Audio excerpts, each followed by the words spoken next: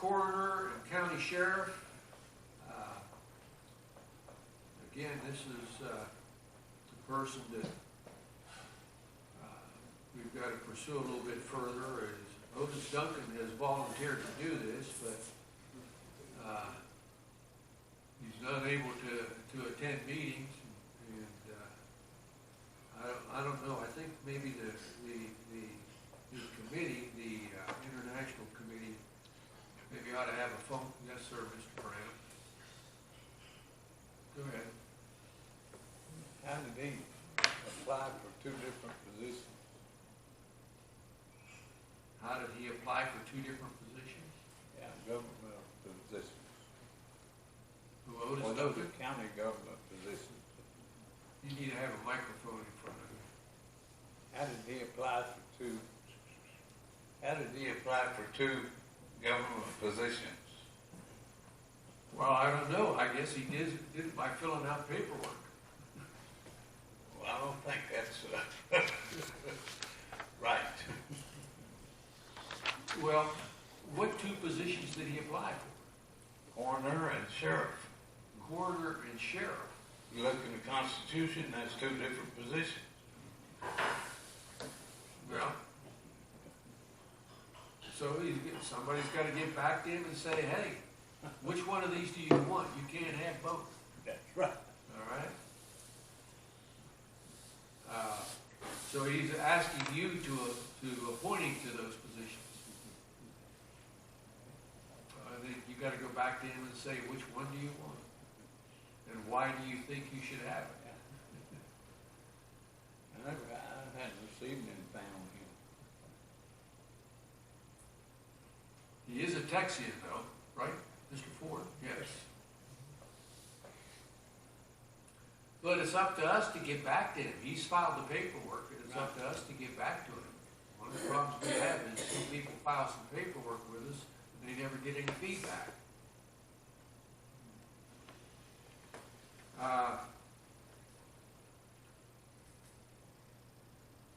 The next one is, okay, that was on the coroner and county sheriff you're talking about. Okay. The next one is establishing a juror assembly. Again, that's Representative Skura, who's up in Colorado. I do know one thing that I can say for it is it's imperative that the Republic of Texas do everything possible to encourage and participate in juror assembly. This is the way we can take back government from the de facto. This is the way we can take back government from the de facto. But it takes the people to get involved. He was up first, I think. Well, Mike Blackwell has his hands up. Well, Mike does too. Okay. I'm going to let Mike speak first. Okay. All right? Mr. Blackwell, do you have something you want to say? Yes, sir. It's regarding Jeremy McDonald. I was curious, is he on your email list to about these meetings? Yes. All right. I will follow up with him if I can get a hold of him. Okay. That's all. Thank you.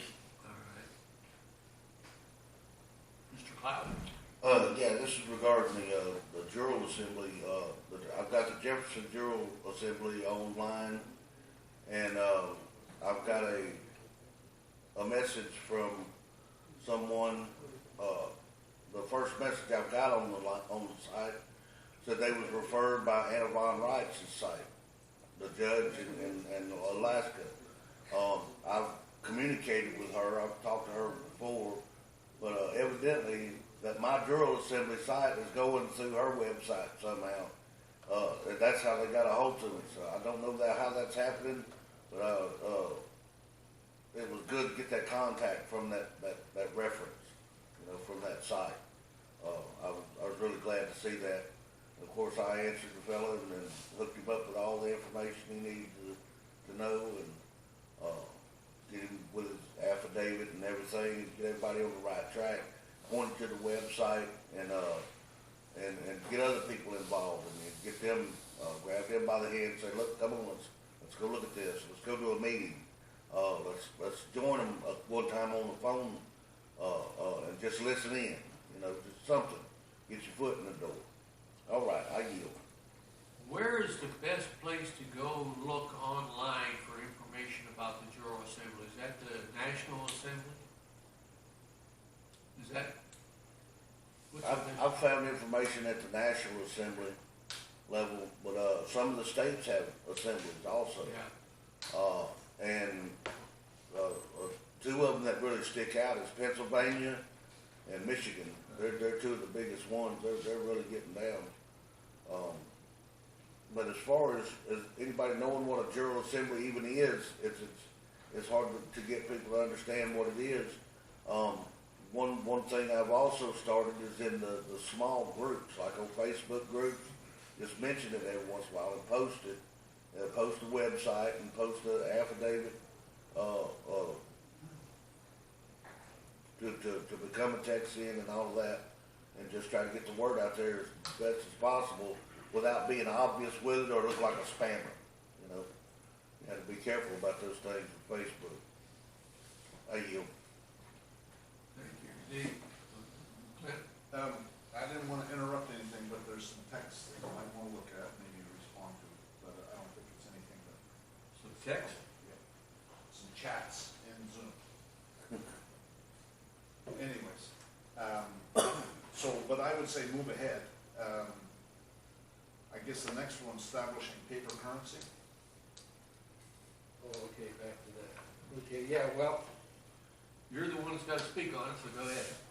Yeah, I didn't know I'd been volunteered for this, but I'm not too crazy about a paper currency, quite frankly. I like coins, and I think we got a perfectly good one already. Matter of fact, I was actually thinking about selling some of it on eBay, for what that's worth. And Christopher's not here. Ken, is he, maybe he wants to comment about it at all. Looks like there's another chat.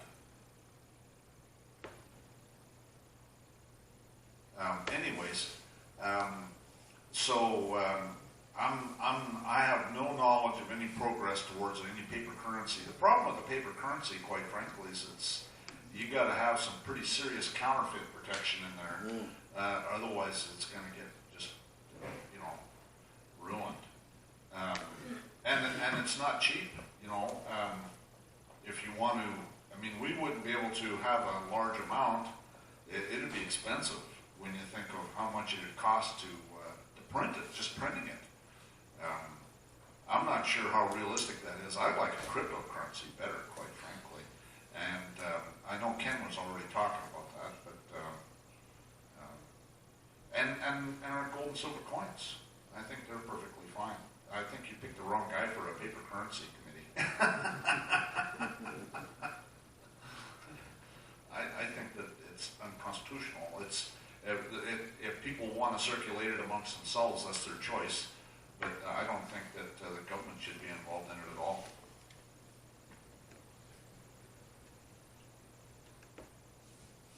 Okay.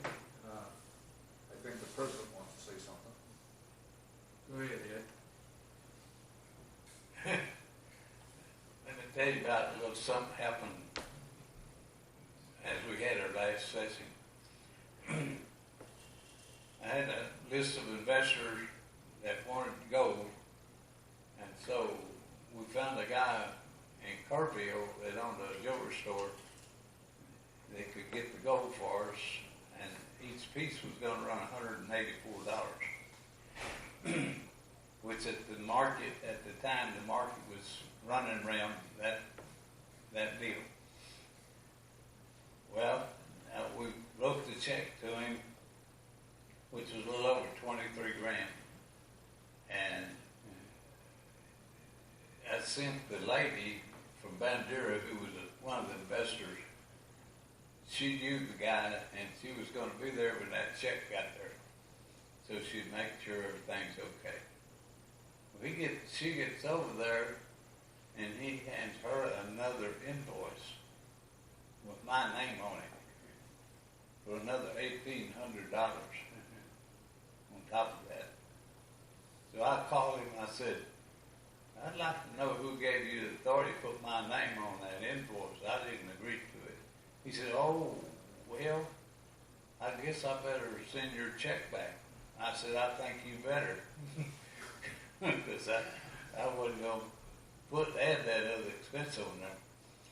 So we got all that straight and got our money back and everything. Well, New York finally got open with all this virus stuff. So we got a hold of the mint and we ordered the Republic of Texas 130. And they're going to run, let's see, the spot price was $186.50. But we'll probably sell ours $195. That'll give us a little bit of some of our money back. So anyway, that's just one deal that we run across all the time when you go talking about currencies. And right now I have on order for 130 1/10 ounce gold and 200 ounces of silver, 1 ounce silver. So we've got the money pretty well tied up in metals, and it takes about 6 weeks for the gold, but the silver will be here in a couple of weeks. So will you be taking orders for the gold? Do I? Will you be taking orders for the gold? Will Yeah, you be I've taking got it. orders? I've got it on the list back there. I don't know if Lloyd read that or not. Yes, we would take orders for the gold. And do you know what your selling price is going to be? 190? If you do 195 right now, that's what you'll get it for. But it could go up. It could go by the up time- when you receive it. Yeah. Because But if somebody puts in an order and gives you the money, yeah, they'll be able to get it for it'll $195. be held at that price. That sounds like a smart thing to do from what I see is happening with gold. Eh? Well, silver they keep playing with. I don't understand. Well, they do it with gold too, but the trend is up. Yeah. Well, see, like the silver, we got it for $17.35, and bam, it went straight up over $18 Yeah. the next day. So we're ahead on both of them right now as far as the market's concerned. What is the name of the dealer in Kerrville that you were dealing with?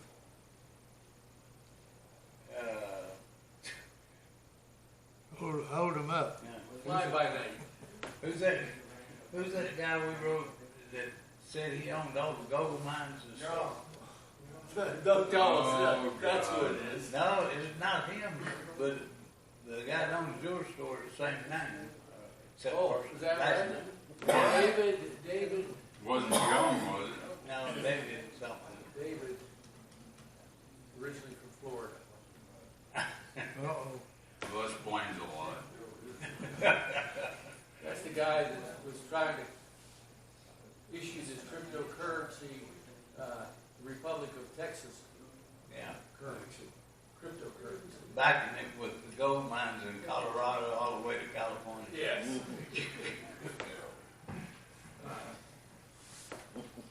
That's just a little something I brought. Let y'all in on. Well, the reason I asked is I want to know who to stay away from. No what? The reason I asked the name is I want to know who to stay away from. Well, that was kind of a sideline deal. We weren't going to get Republic of Texas gold, but the investors wanted some gold, period. And they were willing to go with that guy. So I was just keeping things organized all I was doing.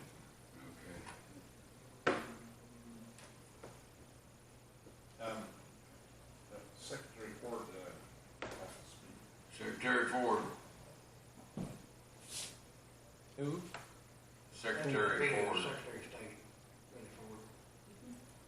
That's his title. Oh.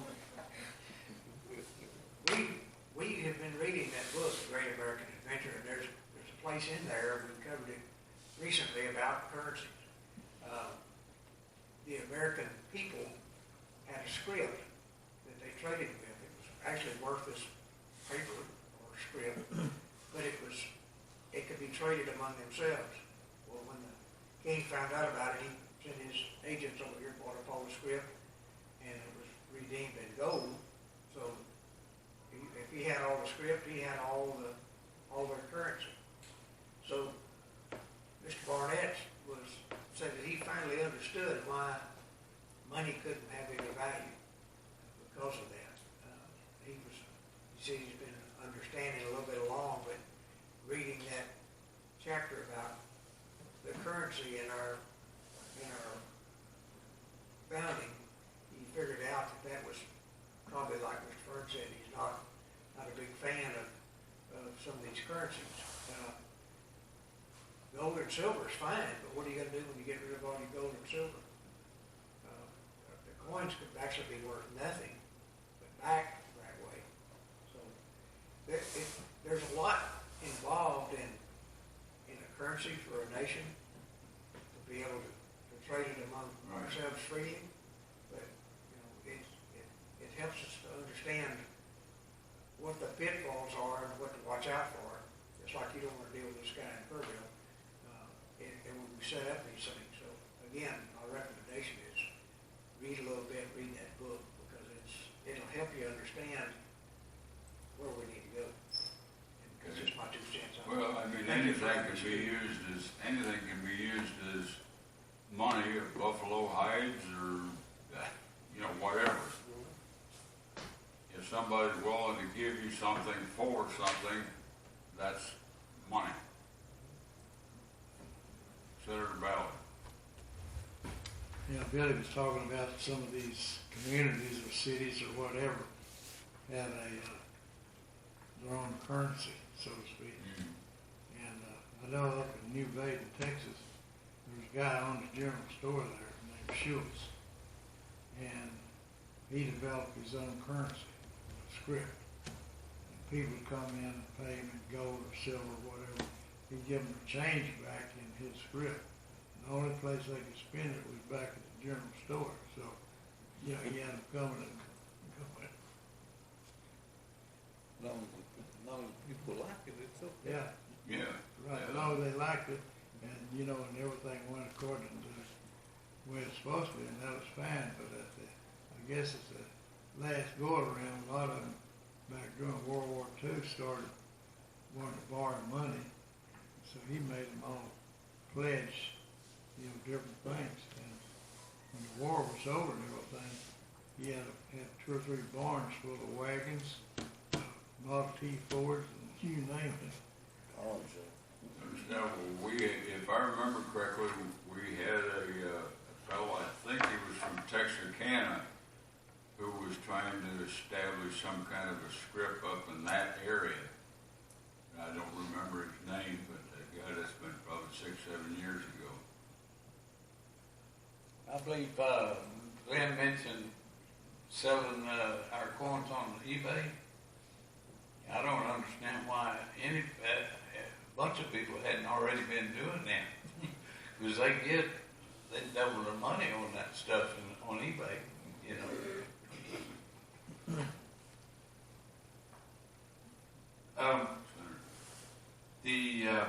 I used to sell them on eBay, but I had a problem with that account and had to close that account, and I haven't done anything since then. But that's been a while now, so that's why I was thinking about starting. But you got to mark them up, because eBay has all their fees, and then there's PayPal fees, and everybody has their little nickel and dime fees. So, like for example, the 10th ounces, I was selling those for around $4 to $5 a piece, and I'd sell them as I might not sell any for a week, but then I might sell a roll. You know what I mean? And so you never know. People want that kind of stuff sometimes, and they're willing to pay the premium. The you guys are making them available at a very reasonable price. And so I'm able to put a little bit of a markup in there and cover my expenses and, make a buck or two in the process. But eBay is a lot of risk too, because people can dispute transactions. I've seen people dispute transactions, and there was really no reason. But the buyer's always right, and sometimes you don't get your stuff back. And so then you basically get screwed out of whatever you shipped, and eBay just arbitrarily takes the money, So if someone disputes a transaction, you may not get your stuff back, and eBay will just take the money out of your account. That's what happened.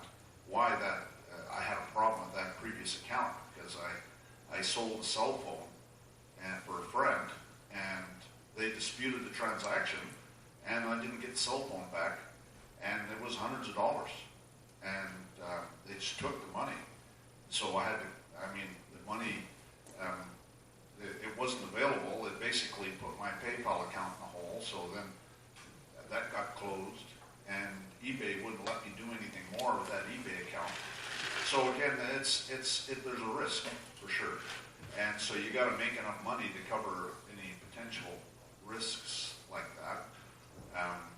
And silver, gold and silver, there's really not that much of a markup, because you still have to compete with what everybody else is doing. So you can mark it up. Fortunately, I get it from you guys at a fairly reasonable price, and so I can still put my markup in there and make something.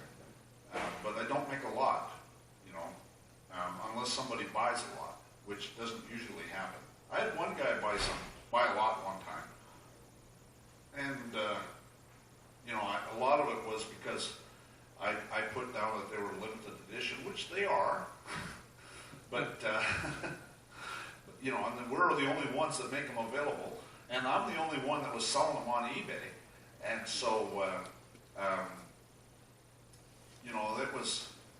but so then the guy was buying them because they're collectible, basically. See what I'm saying? Anyways,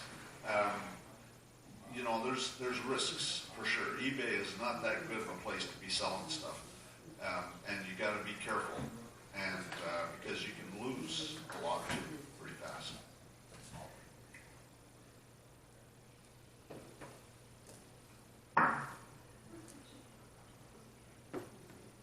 Okay, we've got a constitutional amendment that Ms. Thomas is working up for us.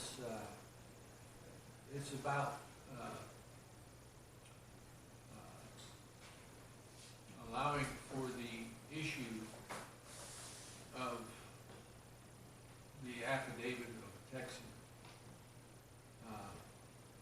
affidavit for Texan. And I had on here that update on that amendment, and I had it down as Consul General Thomas. She's going to be doing this as a Texan, not as a member of the government. And Ed and I have talked, we're going to have to change her title, since we've learned that general doesn't work very well with the Republic. It's like military law, martial law. So, Ed didn't want to use Attorney General. It turns out, as long as he's using general, it doesn't work too well. And the reason for that, the first time she did a piece of paper, she'd be in jail. Yes, assimilating Attorney General is what they would have charged her with. So they can't do nothing about General Counsel General. Yeah. You don't think we should change that to Chief Counsel? No, this is our country, not the other ones. We do what we want to. I can, that can be changed in the Constitution. You got the word general in there, you're gonna get rid of attorney general in the Constitution. See, there's nothing in there that says I can't appoint a council general or nothing. That's why I did it, to protect her. Well, for further discussion, but, is Ms. Thomas in here? Did she step out? She's here. She's here. You want me to go get her? Somewhere between lost and found. Somewhere between lost and found. Like a yes or no answer. Pretty much. Give me a yes or no answer. Well, we'll go off of that, we'll come back to that when she's in here, all right? We're gonna get into a discussion. There's been a lot of comments made by members of the Congress and people that are Texians and not members of the Congress about the format of our congressional sessions. We all recognize that it's very important that we try to get as many people from the public in here to learn about the Republic of Texas and understand why it's best that they become Texians. And we're not having great success in attracting people to our congressional sessions. So one of the options that has been thrown at us is, let's change the format. Change the format to be that at the beginning of the meeting, we have our guest speaker or speakers talk. And once all of that has been taken care of, then we conduct the business part of our congressional session. And so I'd just like to have some comments about the pros and cons of doing it that way. And so the floor is open to anybody that wants to make a comment. First, allowing the Congress to make any comments they want to make about it.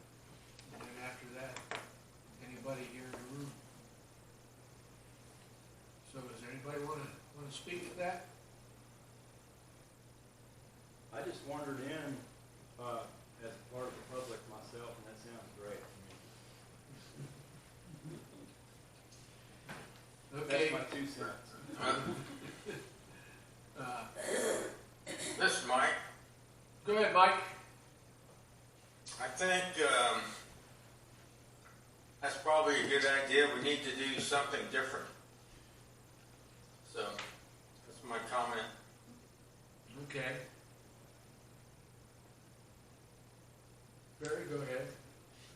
I'm in favor of trying it. Okay. Mr. Ballard? Did you change your mind? No, he just No, I passed just- it. Oh, I thought you were Just going to passing the speak. mic. I'm sorry. Okay, anybody else in the room? Anybody online? I'd step in. Who made that comment online? I would step in. My name is Tim Wiggins. Jim I tried to Wiggins? get in earlier, didn't figure out the unmute. I think that's an excellent idea. Truly, I do. Your business is interesting to listen to, but a bit slow, and so I could see why people would take off early on. So I think you should try that for sure. I'm an Arizona national, moving into the Kerrville area. I'm quite interested in what you got going on, and I have a little clutch of people that are beginning to aggregate here in Kerrville. So look for us in the future. Well, we need some people from Kerrville. We need some people from Kerrville. If you will call into our website number, a telephone number at our website, and leave a message there with some contact information, we'll be happy to get back to you. Excellent. I shall indeed do that. Tell me the name of the book, The Amazing what? Great American Adventure. The Amazing American Adventure. Great American Adventure.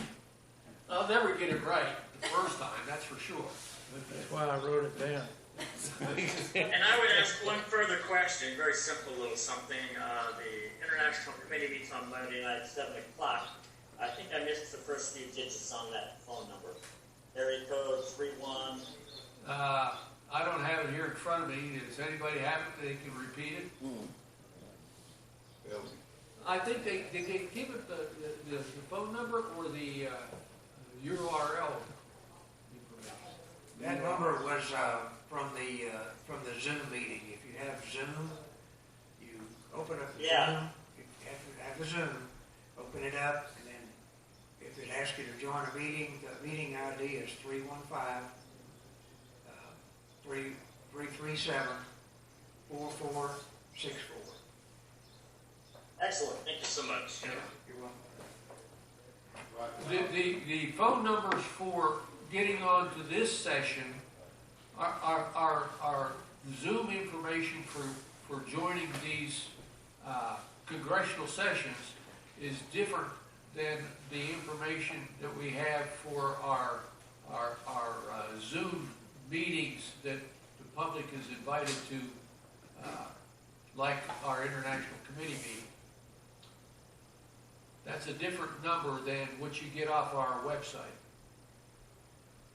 So, but if you go ahead and put a phone call in and give us your contact information, or if you want to give us your contact information with a chat message, you can do that right now. Excellent. Okay. I appreciate the thought. Okay.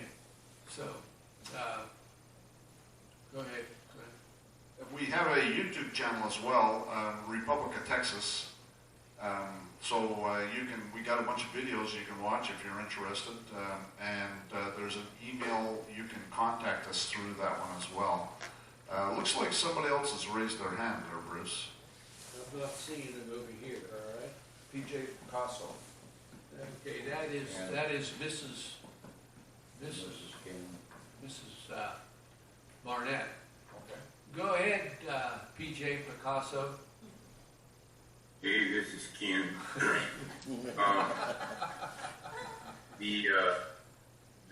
The number that was given to that man in Kerrville was incorrect. The Zoom, if you go to zoom.us in order to join a Zoom meeting, then when it asks for the meeting identification number, it's 713-315-4464.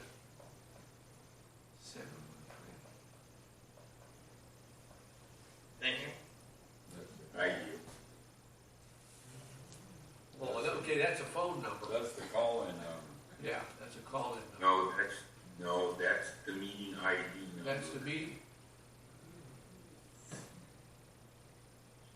315. Well, you can, if you go to zoom.us, you can get any of the phone numbers anywhere in the country, anywhere in the world that you can call into Zoom.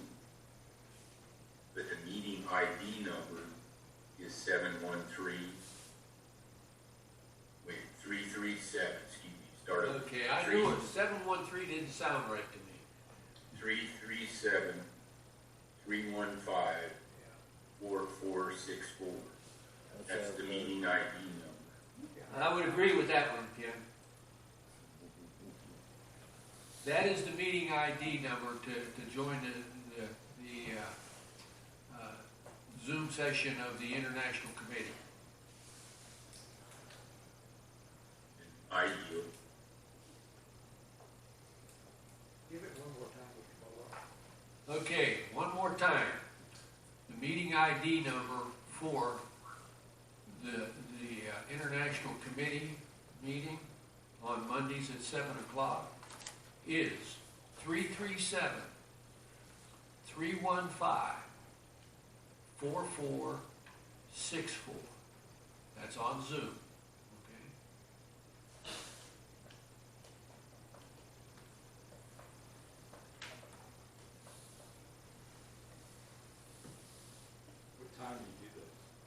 What's that? What time do those take place? We start at 7 o'clock and we typically go to 9 o'clock. You send out an email, don't you? I send out an email every Sunday to those that are signed on with us. I send out an email reminding them of the meeting, and typically I try to put in what we are going to be addressing at that next meeting.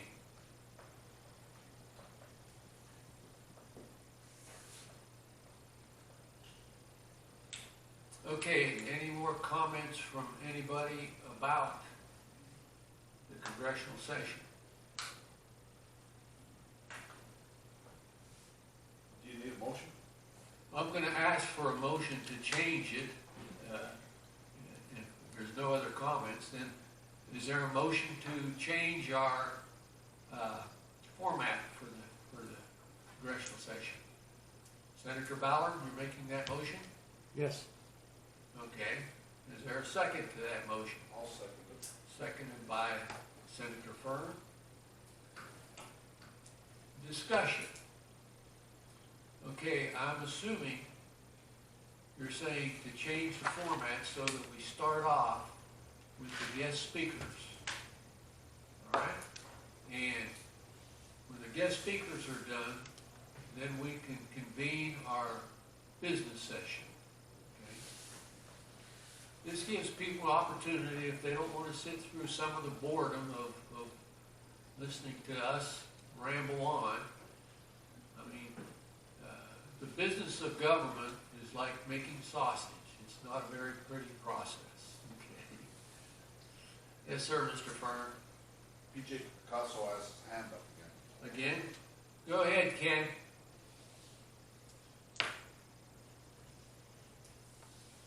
Ken, you got the floor. Ken Barnett? Maybe it's an accident.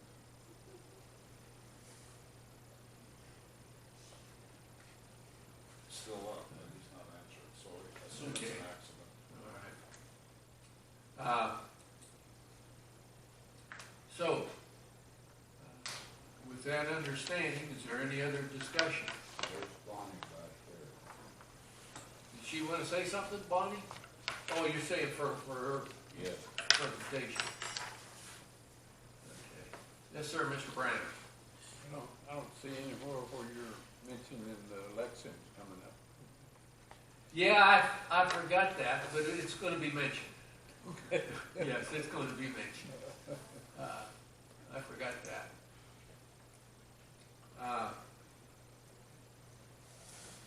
I'm good at putting notes to myself about things that got to be added to the agenda and that. The trouble is I lose my notes before I get to the agenda.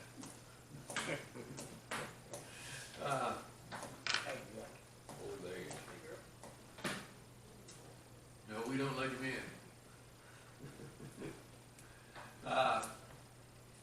Okay, so all those in the Congress that are voting to change the format to guest speakers first, followed by the business session, signify by saying aye, or hold up your hand here, and hold up your hand online. Okay? I got 1, 2, 3, 4, Back there. Lloyd. 5. How about yourself, John?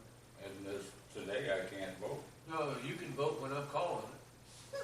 Okay. As a senator, yeah. You can vote as long as I'm running it. I can't vote when I'm running it. Mike has his hand up, I guess that's an aye for him. Oh, Mike online? Okay, good. So we got 6 votes. All right. All those in disfavor of changing the format signify by holding up their hand. I see none in the room. Is there anybody online holding up their hand? Nope. No? Okay, so we will change it, and Ken and I are going to have to take care of it. And that brings up the next subject. Address the need to have guest speakers at our congressional sessions and the guidelines/rules for inviting the speakers. Okay, since we're going to do that, then we've got to take care of making sure that we get good speakers here. And what are the guidelines? We're open for discussion on how to do this. Okay.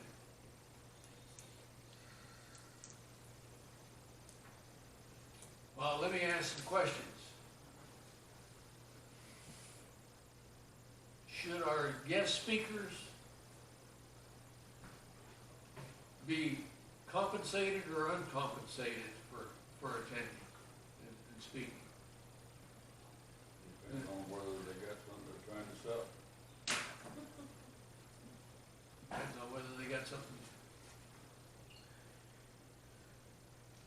Well then, if there's compensation involved, well, let me finish on that thought. All right. Unless you have something concerning that.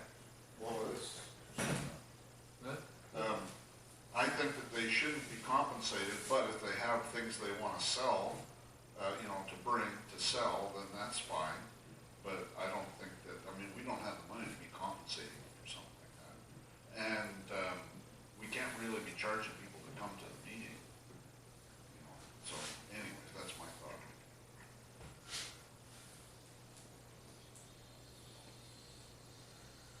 Go ahead. I think it's a good idea to let them come and speak, at will, but maybe bring something like a flash drive with them, if they want to sell a little flash drive or something of their information, let them do it that way, and, maybe announce and whenever we have the announcements, advertised, and we can let people know that, there'll be flash drives available, or I don't think we do CDs anymore. I think those are obsolete. Hey, let's get us an 8-track in there. Yeah, I believe if they want to sell something on the side, I'm with Glenn on that. I yield. Okay. Any other comments? Mary had his hand up. Barry? You didn't have your hand up? He was disappointed that I So,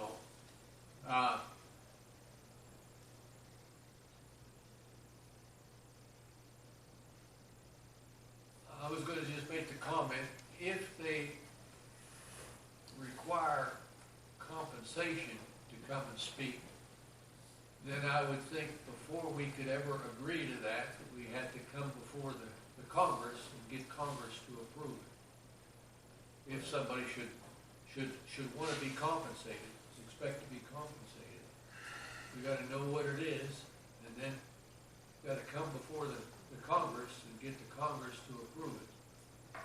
That's the only way we can spend any money on anybody. It's got to be approved by the Congress. Okay.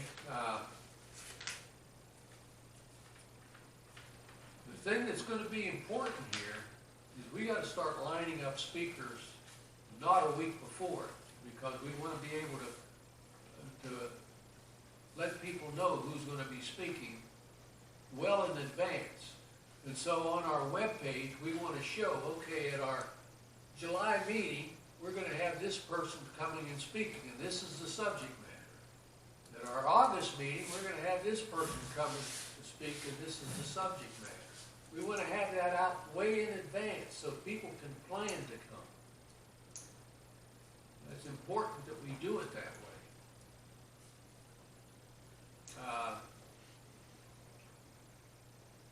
We all know that when you send out short notice of something happening, people have already got other plans to do something, and they're not going to change to come to it, even though they might want to come to it.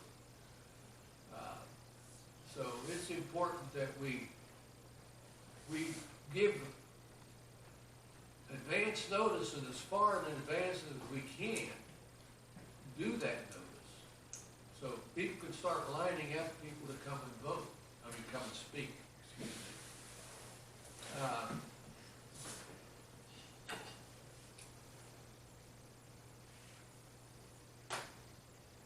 Do we need and I hate to ask it this way, do we need a committee to handle getting speakers? We already have one. You already have one? Look, Chris Scurro, myself, Mike Blackwell, are on that. Freedom, Liberty, no, Freedom, Loyalty, and Independence Productions. I just assume everybody can hear me, but I know it's not on Zoom. They can't hear you Right. online. We already have one. It's Flip Productions. Chris Scurro, myself, and Mike Blackwell are on that committee. And because there is economic involvement, meaning people are paying for those tickets, we like to keep it separate from RT because the government acting into commerce, the Clearfield Doctrine, right?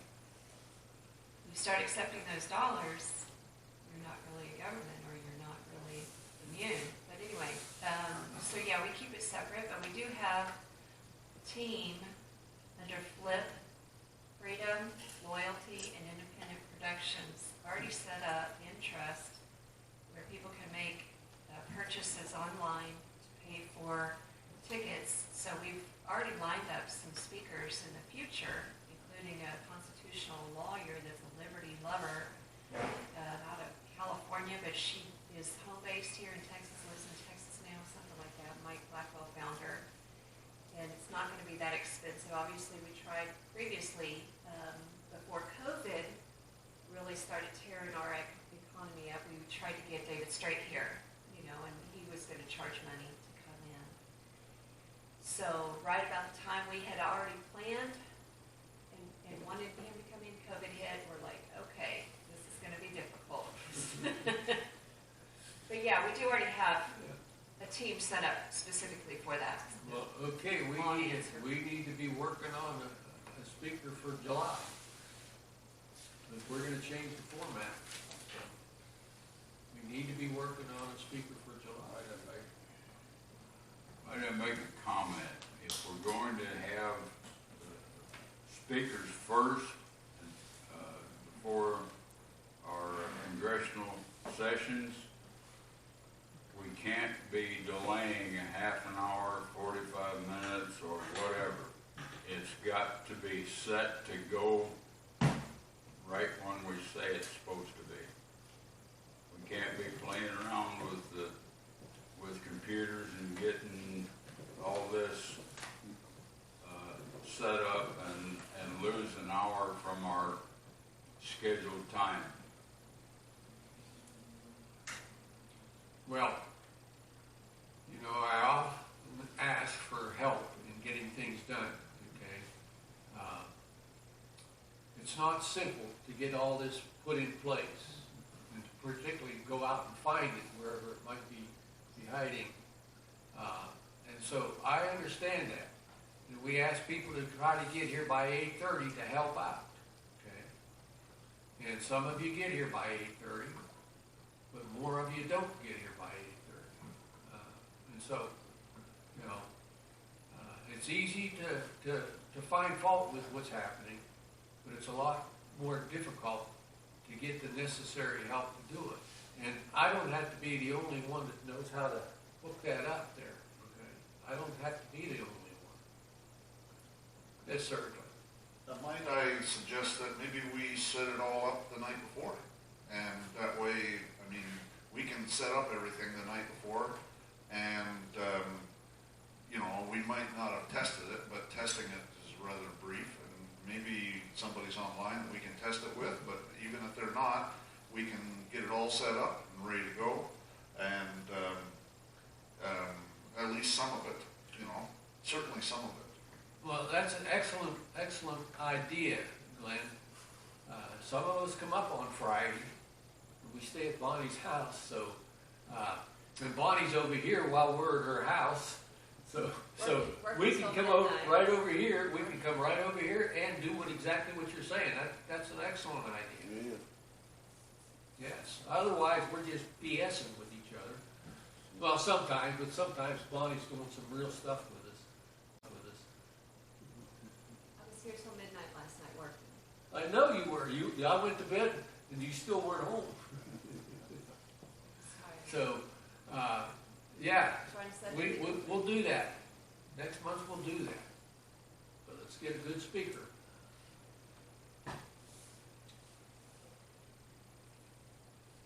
Now, my question might be here.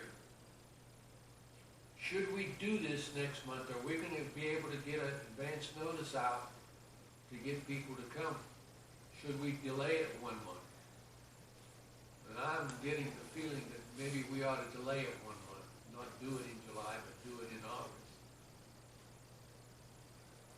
Make the change.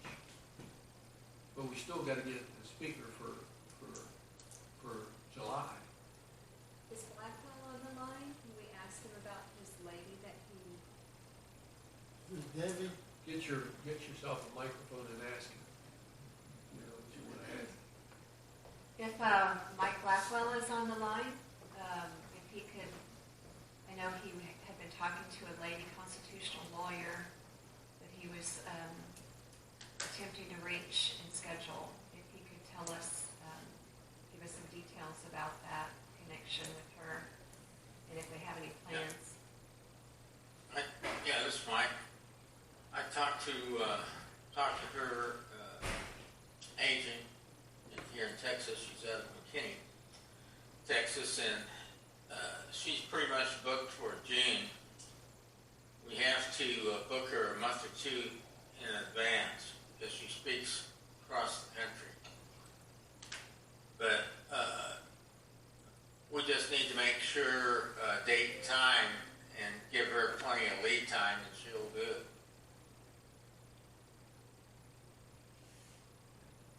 You're probably not gonna be able to, if she tried to get things scheduled in advance, she's probably already got July booked. Okay? But here's. Probably. Yeah. Here's another thought. We've got some people right here that are doing good stuff as far as getting ourselves unburdened by the de facto, by the corporate state, that are doing some real good things. Could we have them put on a presentation next month? We've got sitting over here. We've got Charlie, Donna. I'm sorry, Donna.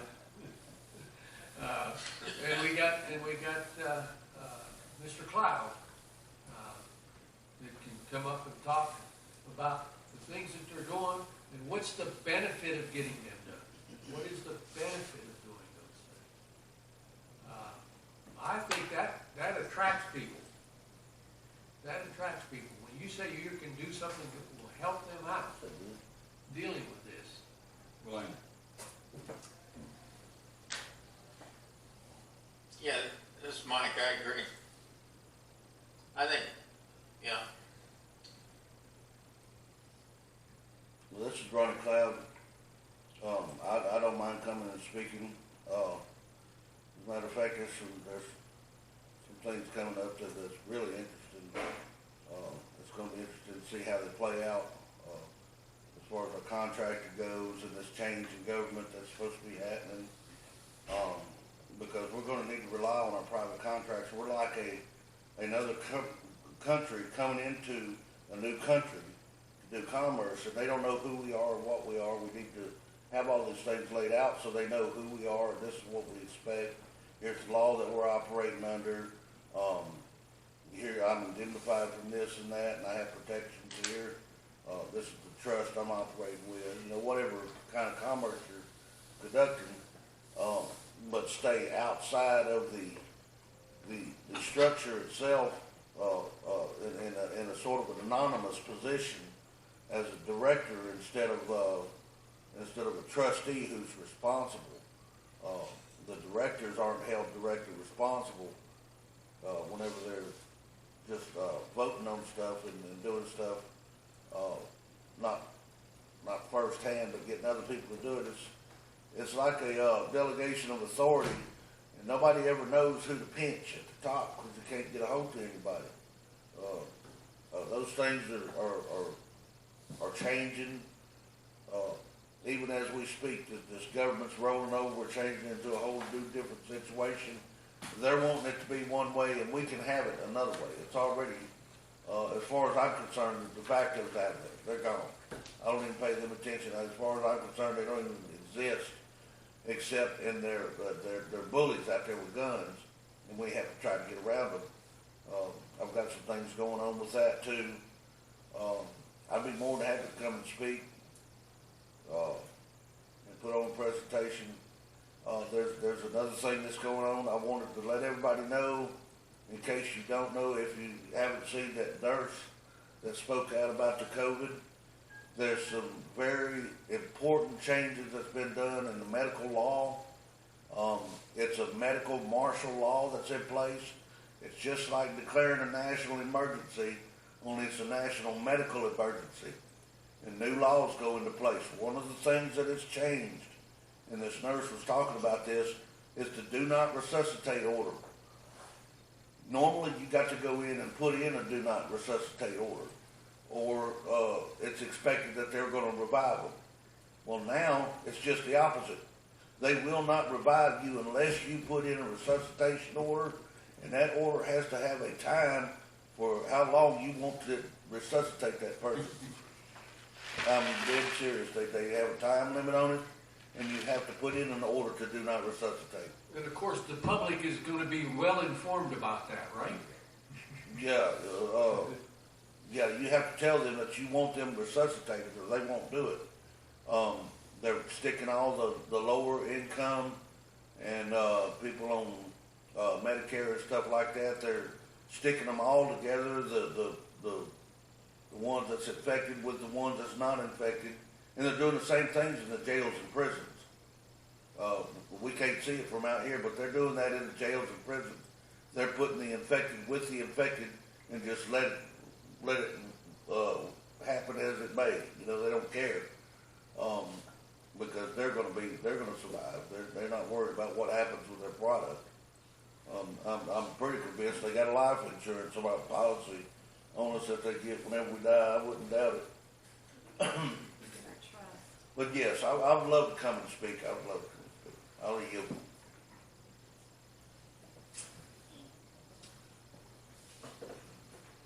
Donna, you got a comment about it?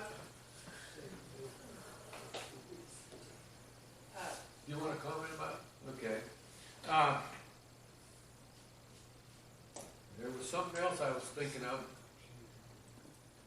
but I lost that thought in the transition here.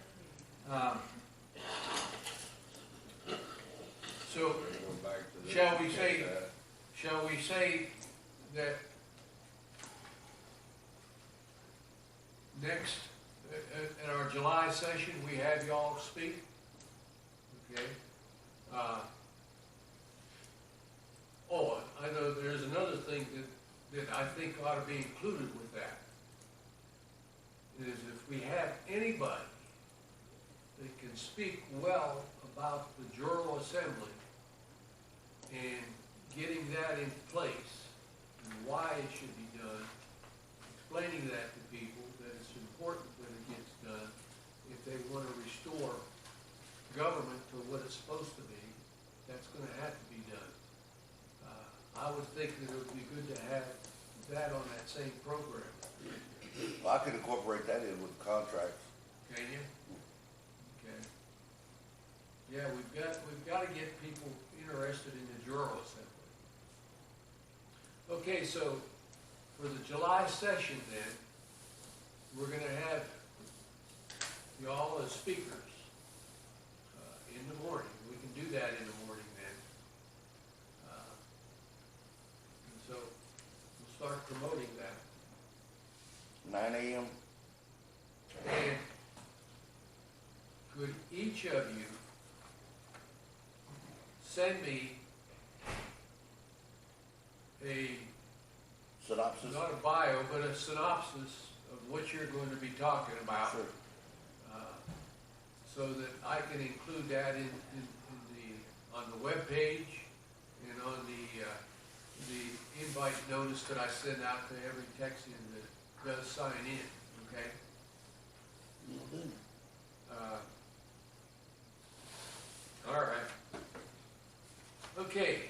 get back to number 12.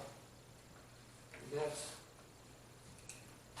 Ms. Thomas here is going to tell us about her efforts to write an amendment to the Constitution concerning issuance of an affidavit for Texians. Is it my turn? It's your turn. Get a microphone.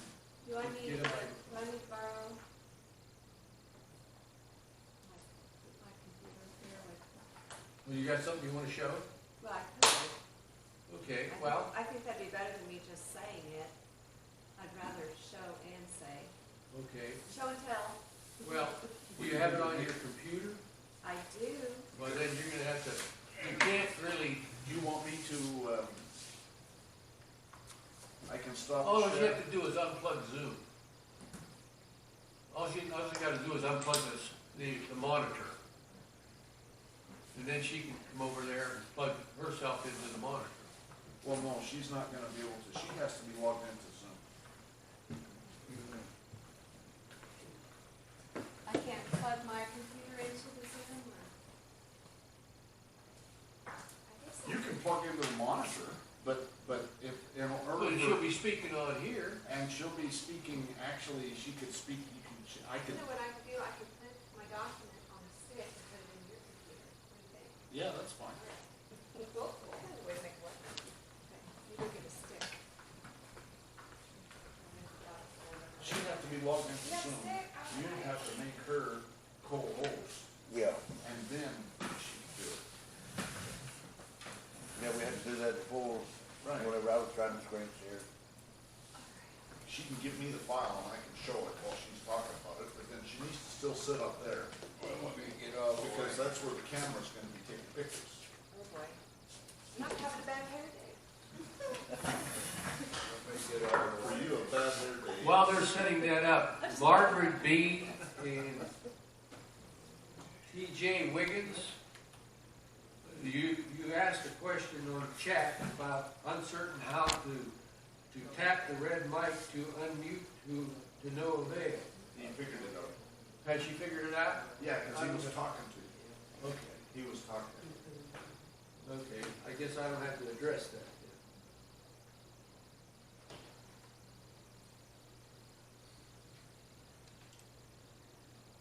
That's the guy that was from Arizona living in Kerrville.